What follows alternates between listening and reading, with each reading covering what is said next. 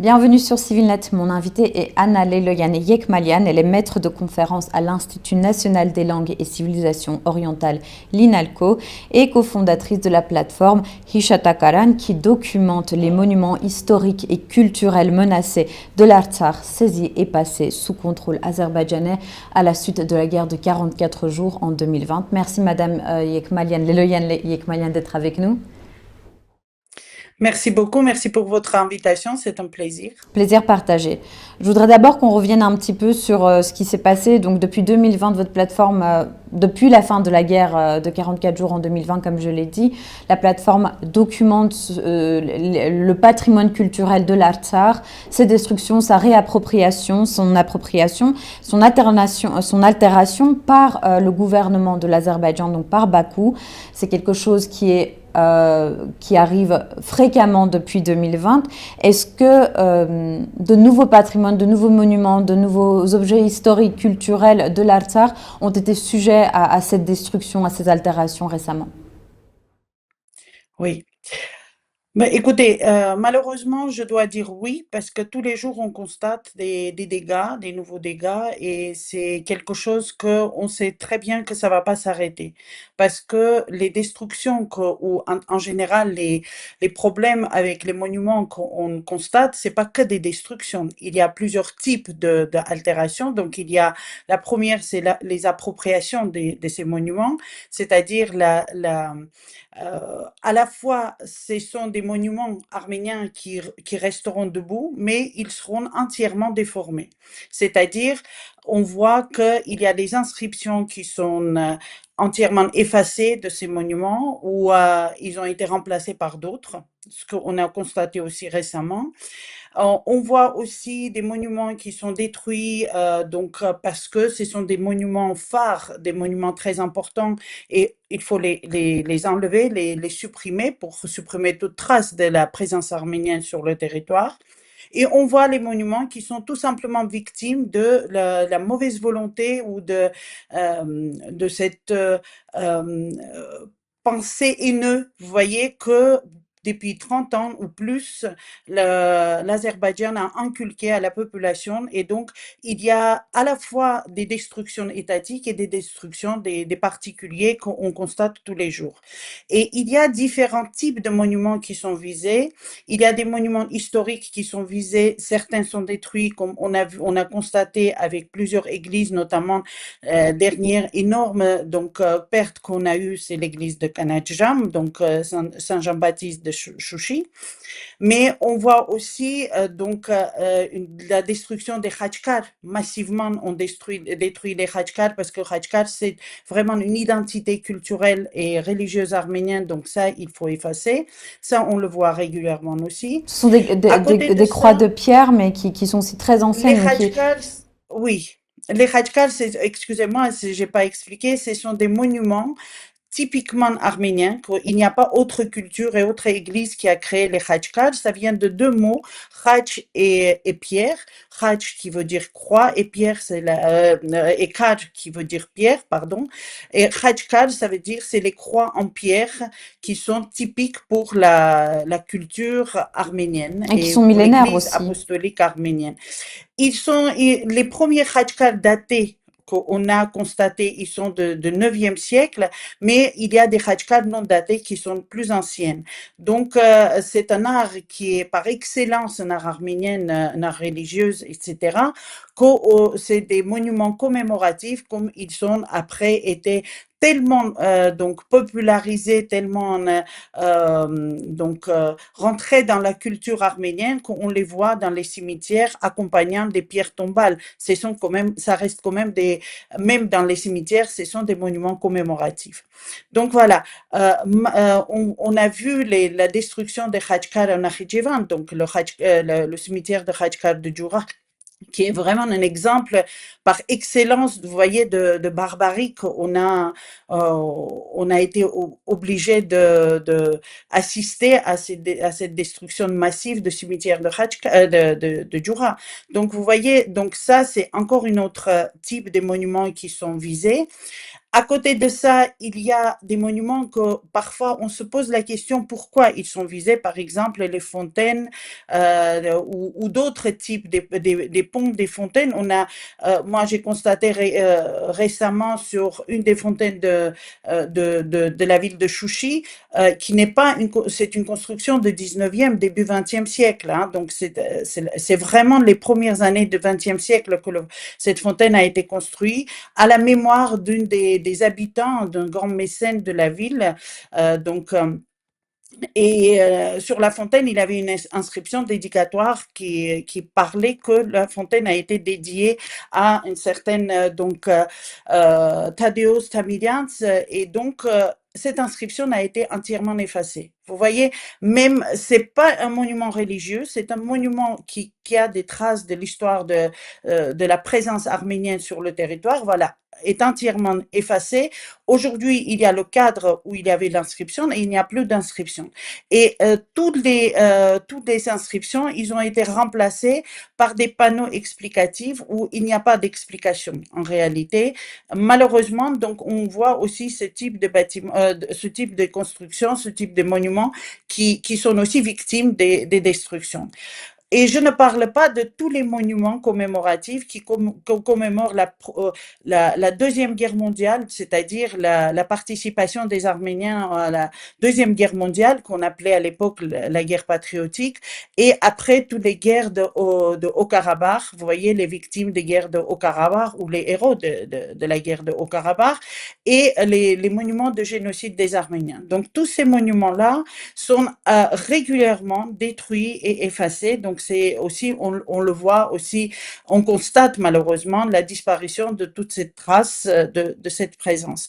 Et il faut le dire aussi que euh, ces destructions, vous voyez, on peut constater sur deux types de fonctionnement dans ces destructions. La première, c'est une destruction programmée, qu'on voit que malgré tout, on continue. Parfois, c'est masqué par des travaux de restauration ou des travaux d'amélioration des voiries ou autre chose. Vous voyez? Et il y a des destructions qui viennent des particuliers qui détruisent tout simplement parce que c'est un territoire occupé et donc il faut effacer absolument toute trace de la présence arménienne.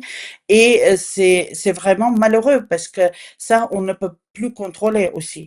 Dans les deux cas, c'est extrêmement malheureux ce qu'on constate. Donc cette destruction de toute trace de l'arménité et des Arméniens sur le territoire de l'Artsakh, ça s'inscrit dans une suite logique de la politique de haine que l'Azerbaïdjan cultive depuis 3 décennies, en fait. Tout à fait, mais il faut dire aussi que les destructions en Azerbaïdjan n'ont pas commencé avec la guerre de Haut-Karabakh. C'est-à-dire, il faut aussi comprendre que c'est un long processus. Ne serait-ce que si vous regardez l'état de la ville de Chouchi, vous verrez que c'est encore à l'époque tsariste, c'est encore quand la ville donc était sous la domination russe, vous voyez, même à cette époque-là, il y a eu des pogroms et la destruction des monuments. Toute la ville, c'est-à-dire la ville était partagée malheureusement en deux grandes parties, donc arménienne où il y avait la population musulmane qui au fur et à mesure des siècles, est arrivée et s'est installée. Et donc la ville haute qu'on appelait les quartiers arméniens a été entièrement dévastée au début du XXe siècle. Et c'est une politique qui n'a pas cessé. Bien entendu, ça a été masqué sous la politique de l'État soviétique qui ne respectait pas, donc vous voyez, et qui avait une politique aussi de destruction des monuments de culte. Mais je ne parle pas que des monuments de culte, parce que sous le nom des non-tolérances des soviets à la religion, on a détruit aussi des maisons, on a détruit aussi des cimetières, on a détruit des pierres tombales des individus. Donc, vous voyez, on a détruit des pierres tombales où on ne parlait pas ni de la religion, ni de christianisme, et c'était pas les lieux de culte non plus. Donc, ça fait que on a toujours masqué sur sous une voile de politique, vous voyez, en vigueur Et donc, on a détruit donc, les monuments arméniens régulièrement et on a essayé d'effacer toute trace de l'arménité sur le territoire de l'Artsakh historique. Donc, on parlait de votre plateforme, justement, Hishata Kalan, qui a pour objectif notamment de documenter ces destructions et aussi d'informer sur l'importance de ces monuments, de leur histoire. Est-ce que les plateformes comme votre plateforme Hishata Kalan ou bien d'autres organisations d'experts ont un pouvoir de protection, ou en tout cas ont un certain pouvoir qui fait qu'ils peuvent empêcher peut-être ou bien stopper? Ou est-ce que vous contribuez au processus pour essayer de ralentir ou en tout cas de stopper ce processus de destruction?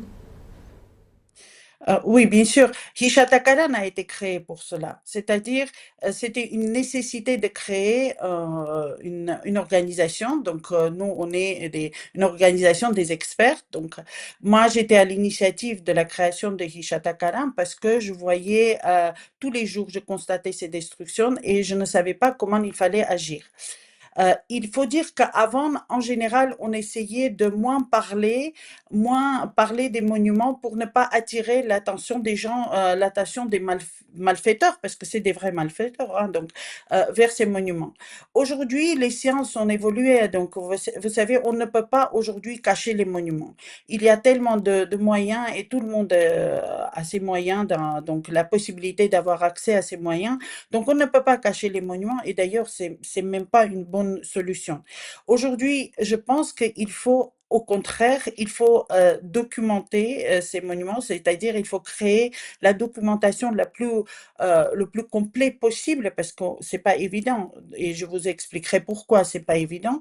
Donc pour premièrement donc fixer l'existence de ces monuments parce que c'est beaucoup plus difficile effacer quelque chose qui existe et qui est fixé, qui est attesté, que quelque chose que les gens ne connaissent pas. Voyez, et qu'on ne peut pas prouver l'existence. Quand je parle des monuments fixés, c'est pas des monuments qui sont connus. Par exemple, bien entendu, tout le monde connaît des grandes églises, des grands donc ensembles monastiques qui sont magnifiques, qui sont extraordinaires. Bien entendu, on parle aussi, on travaille aussi sur ces monuments. Mais parfois, on a des églises perdues, en ruine, parfois qui sont restées depuis des siècles en ruine, hein, donc ou depuis au moins un siècle, donc ils n'ont pas été donc réhabilités, etc. Et donc, dans les murs de ces églises, on a des inscriptions, on a des khachkars, parfois on a des pierres à croix, donc les khachkars, qui sont plus anciennes que la construction qui a survécu. On a aussi des cimetières abandonnés, etc. Donc, le travail de notre association, c'est pas de parler de ce qu'on connaît, voyez, mais de révéler pour un grand public l'existence de beaucoup plus de monuments et des détails des monuments. Par exemple, vous pouvez regarder sur notre site internet qui est accessible parce que régulièrement tous nos travaux sont mis sur le site internet pour que ça soit accessible à tout le monde. Donc absolument tout le monde peut consulter et peut utiliser nos données, bien entendu citant les sources d'où ils ont pris ces informations. Donc, sur notre site, vous pouvez voir que même un petit khachkar avec une petite inscription ou sans inscription est étudié, a été donc documenté, a été donc relevé comme un monument à part. C'est-à-dire parfois sur une église, on peut donc documenter sur une trentaine, quarantaine de monuments donc qui sont des monuments donc en soi, vous voyez, des sources très importantes qui racontent sur le site, etc., etc. C'est-à-dire, on ne se fixe pas sur des grands monuments et seulement on ne donne pas une étude globale de monuments, mais on va dans les détails et on étudie, on documente chaque détail de cette construction.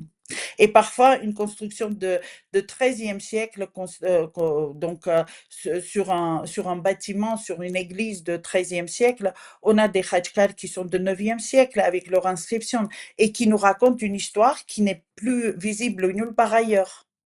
Et ce sont des passeports en réalité, parce que on appelle chaque article qu'on publie sur notre site, on les appelle les passeports des monuments. C'est-à-dire, on donne une identité à chaque pierre, à chaque présence sur le monument. Il y a aussi un autre processus que Bakou a enclenché depuis avant 2020, mais qui se poursuit.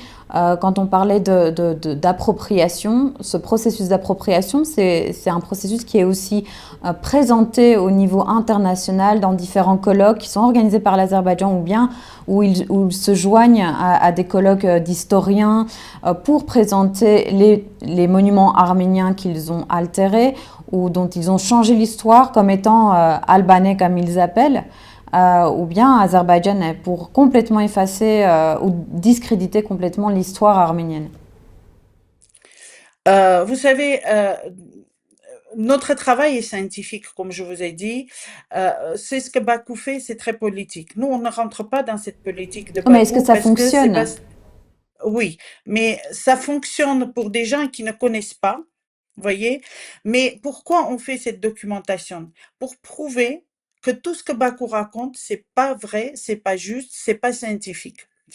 Bakou a besoin aujourd'hui pour pouvoir se modeler une histoire, vous voyez, et c'est leur politique de le faire. Notre travail aujourd'hui, de prouver le contraire. Très souvent, on a été assez longtemps tranquille en disant, mais de toute façon, c'est pas sérieux ce qu'ils disent, personne va croire. Aujourd'hui, on a vu qu'ils avancent, c'est-à-dire ils continuent méthodiquement leur travail. C'est leur point de vue, ils le font. Mais nous, on doit faire le contraire. C'est-à-dire, aujourd'hui, on ne va pas se défendre, mais on va quand même parler de la vérité. Et pour pouvoir parler de la vérité, il faut documenter, il faut avoir vraiment un support qui est extrêmement solide. La- L'avantage de travail donc de l'équipe de Hishata Kalan, il y a d'autres donc associations, d'autres organismes en Arménie ou dans le monde entier qui font ce travail. Chacun à son niveau, chacun avec ses spécialisations, avec ses moyens de bord, etc. Nous, de notre part, c'est très important toutes ces initiatives parce que notre approche est purement scientifique. On ne triche pas, on raconte sur l'histoire, on va vers les archives les plus anciennes qu'on peut trouver. On utilise les données qui nous ont été transmises par les chercheurs et par des archéologues des générations d'avant. On travaille, on collabore avec des collègues d'aujourd'hui et ensemble, on crée des passeports, on fait une documentation solide. Contre une documentation solide, vous pouvez pas non plus raconter de n'importe quoi. Vous voyez, c'est-à-dire, et n'oubliez pas que nous, on fait aussi des colloques, notamment, ne serait-ce que notre association de Hishata Karan fait tous les ans une colloque annuelle une fois, donc ça se passe à Paris, une deuxième fois à Yerevan. C'est-à-dire, on fait une année donc en Europe, le colloque, et une deuxième année, donc on le fait en Arménie.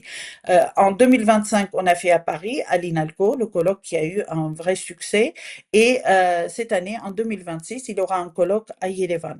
Et donc, on invite des collègues, pas seulement les Arméniens et les arménisants, mais des collègues qui travaillent sur la préservation des monuments, etc., pour diffuser, pour aussi faire rayonner, vous voyez, notre travail, ce qui est très important. Vous voyez, bien entendu, Bakou met beaucoup de moyens pour pouvoir diffuser une information qui n'est pas sérieuse, qui n'est pas scientifique, qui n'est pas valable, mais en contrepartie, on ne doit pas non plus être tranquille, on doit faire de notre côté notre travail qui est beaucoup plus sérieux et qui est beaucoup plus documenté. Moi, je voudrais Donc, qu'on mais c'est une obligation de notre part. Moi, je voudrais aussi qu'on revienne, alors c'est la dernière question, sur le droit international plutôt. On sait que la destruction intentionnelle du patrimoine culturel est reconnue par le droit international comme étant un crime de guerre dans le contexte d'un conflit armé, mais pourtant on a l'impression que l'Azerbaïdjan continue ses exactions, en tout cas son projet de destruction en toute impunité. Est-ce que finalement le droit international, je sais que ce n'est pas votre domaine d'expertise, mais est-ce que le droit international a quand même un poids de dissuasion dans toute cette histoire? Bien sûr, le droit. Moi, je ne suis pas juriste, donc je peux parler comme une amateur dans ce domaine. Mais bien sûr qu'il y a des leviers, il y a la possibilité de faire en sorte que ça se passe pas comme ça se passe jusqu'à aujourd'hui. Mais le problème, c'est encore une fois, dans n'importe quel procès, vous voyez, ou dans n'importe quelle défense, il faut des témoignages, il faut des documents. Sans ces éléments-là, vous ne pouvez pas avancer. Donc nous, on fait de notre côté ce travail qui est de constituer des documents, constituer des témoignages, constituer un dossier solide. Après, c'est les juristes qui doivent faire le travail. Mais il faut le dire aussi que on oublie quelque chose d'essentiel, c'est qu'aujourd'hui, on n'a pas d'accès à nos monuments. Cette documentation on crée aujourd'hui, c'est basé sur un travail intérieur qu'on a fait pendant 30 ans, ne serait-ce que dans mon équipe de Hishata Karan, on est six experts, on met en contribution tous nos travaux d'il y a 30 ans qu'on a fait en silence sans que quelqu'un nous demande de faire ce travail, mais on est des chercheurs, ça faisait partie de notre activité professionnelle. Donc, et chacun de l'équipe met en contribution ses propres recherches, sa propre documentation pour cela. Maintenant, qu'est-ce que les juristes vont faire après et le droit international où il y a des leviers très importants, mais toute l'information, on ne maîtrise pas aujourd'hui toute l'information, ce qui se passe sur le territoire de l'Artsakh en Azerbaïdjan. Tout ce qu'on le fait aujourd'hui, c'est malheureusement, on a une information d'après les réseaux sociaux des particuliers, vous voyez, d'après les vidéos amateurs, très souvent, où les gens se vantent de ces destructions, etc.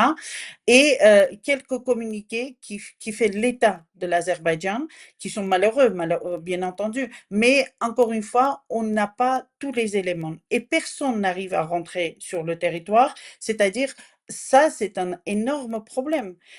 Et je connais des organisations internationales qui sont extrêmement importantes, qui ont fait plusieurs fois une demande de pouvoir avoir accès sur le territoire de l'Azerbaïdjan. Actuellement, c'est l'Azerbaïdjan. Malheureusement, Artsakh est aujourd'hui fait partie de l'Azerbaïdjan et a été occupé entièrement. Et c'est surtout après le nettoyage ethnique qu'on a subi, vous voyez, en 2023, c'est impossible d'avoir une information qui est une information correcte. Et je Et sais que c'est ça qui pose aussi des problèmes, je pense qu'au niveau juridique. les chiffres aussi sont un peu, ne sont pas très précis, mais tout de même, je vais vous demander, est-ce qu'on sait on sait combien de monuments, si vous pouvez m'aider avec les chiffres, combien de monuments et du patrimoine arménien y a-t-il en Artsakh avant destruction? Et est-ce qu'on sait plus ou moins combien de monuments et autres patrimoines culturels historiques a été détruit ou en tout cas détruit et altéré par l'Azerbaïdjan? Depuis l'occupation, Oui. vous voulez dire? Écoutez, vous savez, on n'est pas les premiers à faire ce travail de documentation. Il y a eu plusieurs avant nous qui ont essayé. D'ailleurs, il avait les organismes étatiques en Artsakh qui faisaient le recensement de ces monuments.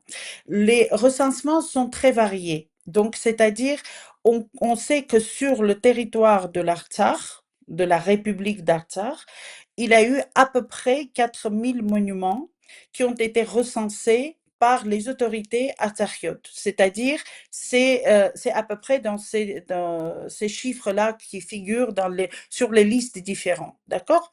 Ces listes sont très variées parce que c'est pas les mêmes critères de recensement. Par exemple, si eux, ils recensaient une église et c'était une unité, aujourd'hui, Hishata Karan recense cette église et c'est à peu près entre 10 et 20 unités.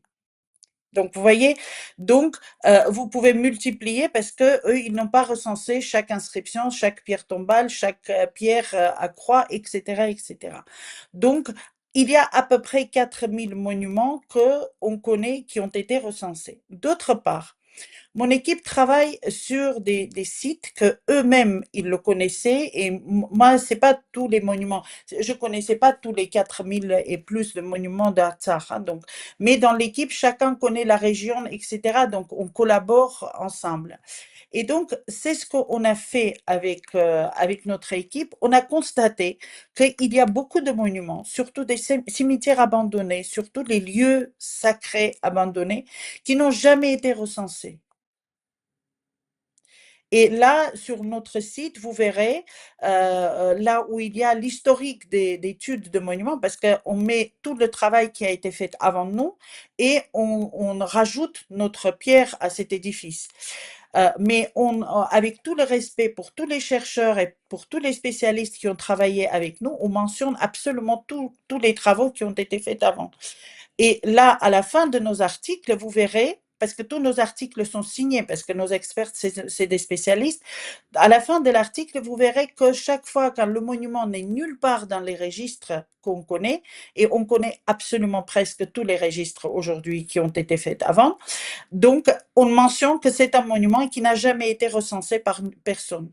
Et donc, vous voyez que les 4000 monuments, c'est pas énorme.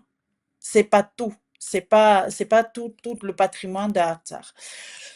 On a beaucoup plus de difficultés pour dire combien ont été détruits, etc. Parce qu'on n'a pas vraiment une information officielle. Vous voyez? Donc ça passe Après, dans les destructions. par les réseaux sociaux, par les images qui circulent sur Internet et sur les images satellites en fait. La Oui, fat- bah, par exemple, par exemple, sur cette fontaine de Chouchi que je vous ai mentionnée, bah, écoutez, c'est par les images satellites qu'on a vu que la toiture a été changée et on est allé chercher sur des réseaux sociaux des particuliers et on a trouvé vraiment toutes les dégradations qu'ils ont fait parce qu'ils ont été en plus, encore une fois, fiers de montrer qu'il n'y a plus de traces d'Arméniens, etc. et tout a été effacé. Mais c'est valable aussi pour des cimetières entiers. Donc, regardez, les cimetières de Chouchi, ils ont été entièrement dévastés. Et ce sont des cimetières quand même historiques. Mais les premières destructions des cimetières de Chouchi, c'est dans les années 50 qu'on en parle. Vous voyez, après les pogroms russes, bien entendu, de début de siècle, il en restait encore les cimetières. Et donc, dans les années 50-60, on connaît dans les archives en Arménie, on a plusieurs documents, notamment la lettre de Catholicos Vazgen Ier qui alerte sur la situation des monuments de la ville de Chouchi et en général de Haut-Karabakh. À l'époque, c'était le Haut-Karabakh donc la République, la République de Haut-Karabakh. Donc, déjà à cette époque-là, on parle de destruction. Donner des chiffres, c'est extrêmement difficile et ça ne sera pas juste si je vous donne des chiffres. Mais je peux vous dire que les cimetières, les monuments commémoratifs et les monuments un petit peu des Khachkar, etc., abandonnés dans des régions, etc., ce sont les cibles privilégiées aujourd'hui des Azéris. Et les églises, je ne sais pas s'ils vont avoir l'intelligence de ne pas détruire tout, mais ils vont quand même détruire tous les khachkars et toutes les inscriptions figurant sur ces édifices. Et donc ça, pour moi, c'est aussi une destruction, vous voyez, parce qu'il y a l'identité qui a été entièrement donc euh,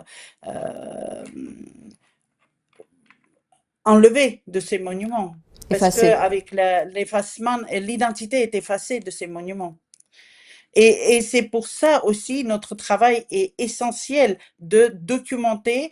Par exemple, vous savez, sur la cathédrale de Chouchi, Razan Tchetzot, on sait que toutes les inscriptions qui restaient ont été effacées. Ça, on est sûr. La cathédrale est encore debout. Qu'est-ce qu'ils vont faire avec cette cathédrale? Comment ils vont l'utiliser?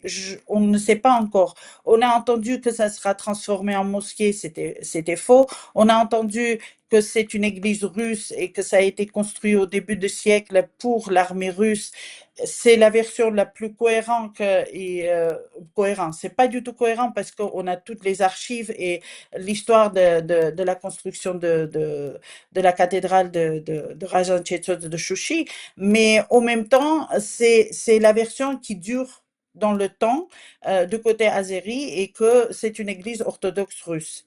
Donc, mais il y a toutes les inscriptions qui ont été effacées. Donc, nous, on a gardé absolument toutes les traces de ces inscriptions. On a des photographies, on a des relevés, on a la traduction dans plusieurs langues, etc.